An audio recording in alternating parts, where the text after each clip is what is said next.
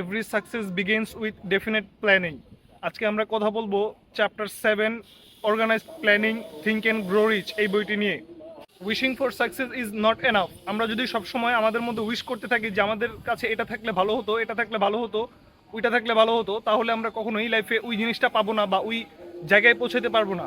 আমরা আমাদের সাকসেসের জন্য একটা ডেফিনেট প্ল্যান এবং প্র্যাকটিক্যাল প্ল্যান দরকার, যে প্ল্যানটা আমরা এক্সিকিউট করতে পারবো, তাহলেই আমরা আমাদের এন্ড গোলে পৌঁছাতে পারবো। আমাদের সার্কমস্টেন্সেস অনুযায়ী যদি আমি এখন চিন্তা করি যে আমার $1 বিলিয়ন দরকার, তাহলে আমি এই জিনিসটা কখনোই পাবো না। কিন্তু যদি আমার ডেফিনেট প্ল্যান তৈরি করতে পারি যে আমার 10 লক্ষ টাকা দরকার 3 মাসের মধ্যে, 5 মাসের মধ্যে, আমার ক্যাপাবিলিটি অনুযায়ী, আমার ভ্যালিউ প্রোভাইড এবিলিটি অনুযায়ী, তাহলে আমরা ওই প্ল্যানে সবসময় সাকসেসফুল হতে পারবো। এবং আমাদের সাকসেসফুল হওয়ার জন্য এইরকম প্র্যাকটিক্যাল ডেফিনেট প্ল্যান দরকার, তাহলেই আমরা আমাদের এন্ডগুলো পৌঁছাতে পারবো। The mastermind group is essential.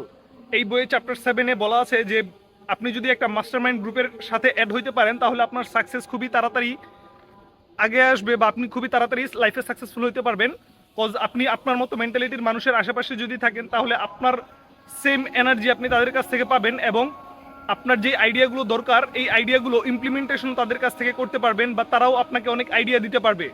একটা গ্রুপে যদি মানুষ কাজ করে, তাহলে ওই কাজটার রেজাল্ট অনেক ভালো হয় একা সিঙ্গেল ম্যান বিজনেসের থেকে বা সিঙ্গেল ম্যান সার্ভিস প্রোভাইডার থেকে।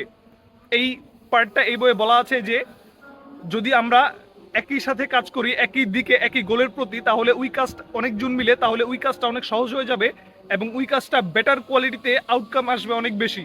তো আমরা যদি আমাদের গোলের দিকে আগানোর সময় যদি এরকম কোনো ফ্রেন্ড, কলিগ বা পার্টনার পাই, তাহলে আমরা তাদেরকে নিয়ে নিব এবং তারা যদি আমাদের সাথে থাকে, তাহলে আমরা আমাদের এন্ড গোলে খুব সহজেই পৌঁছাতে পারবো। খুবই দরকার লাইফে যদি অনেক বড় কোনো গোল অ্যাচিভ করতে চাই আমরা, তাহলে আমাদের পার্টনার বা একটা গ্রুপ খুবই দরকার, যাদের সাথে আমরা আমাদের এই আইডিয়াগুলো ডিসকাস করতে পারবো।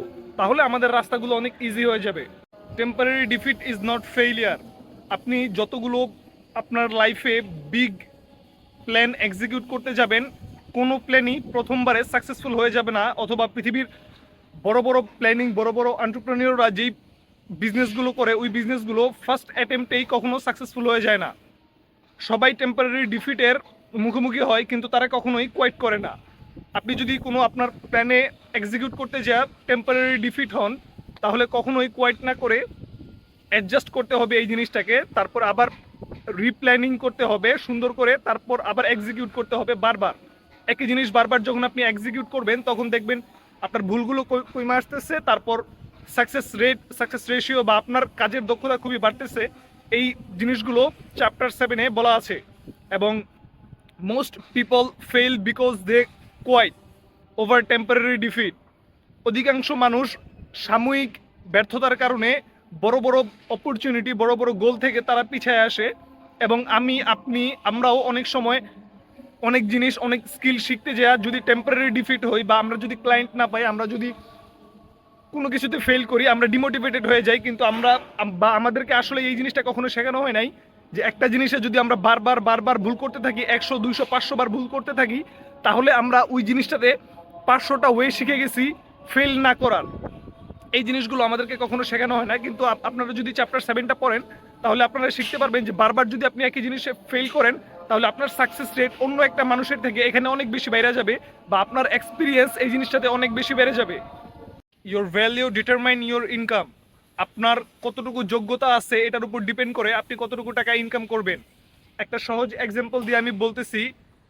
এই যে আমার পিছনে একটা অ্যাপার্টমেন্ট আছে অনেক বড়। এই অ্যাপার্টমেন্টটার মধ্যে অনেক ক্যাটাগরির মানুষ কাজ করে।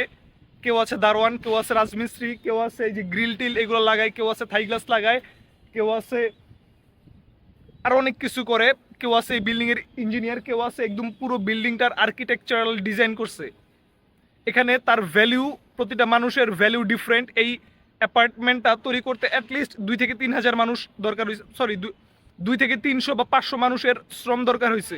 এই 500 মানুষের স্কিল, তাদের যোগ্যতা ডিফারেন্ট, ওইটার উপর ডিপেন্ড করে তারা টাকা ইনকাম করে বা টাকা পাইছে।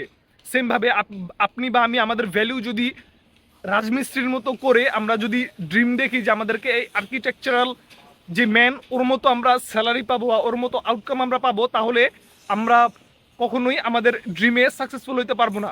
আমরা আমাদের ড্রিমকে প্র্যাকটিক্যাল অ্যাকশনে ইমপ্লিমেন্ট করতে হবে। আমরা যদি রাজমিস্ত্রি হই তাহলে আমাদের প্ল্যানিং রাজমিস্ত্রির মতো রাখতে হবে। আমরা যদি আর্কিটেকচারাল ম্যানের মতো হই তাহলে আমরা ওই আর্কিটেকচারের মতো আমাদের প্ল্যানিং রাখতে হবে। আমরা রাজমিস্ত্রি হয়ে যদি চিন্তা করি যে এই বিল্ডিংয়ের আর্কিটেকচারাল এর দায়িত্ব আমাকে দিয়ে দেওয়া হোক বা ওই টাকা আমি ডিজার্ভ করে আমাকে ওইটার ড্রিম যদি আমি দেখতে থাকি তাহলে লাভ হবে না। আমি আমার যোগ্যতা অনুযায়ী প্ল্যানিং সেট করব, তাহলেই আমি ওই প্ল্যানটাতে এক্সিকিউট করতে পারবো। আশা করি আমি বুঝাতে পারছি।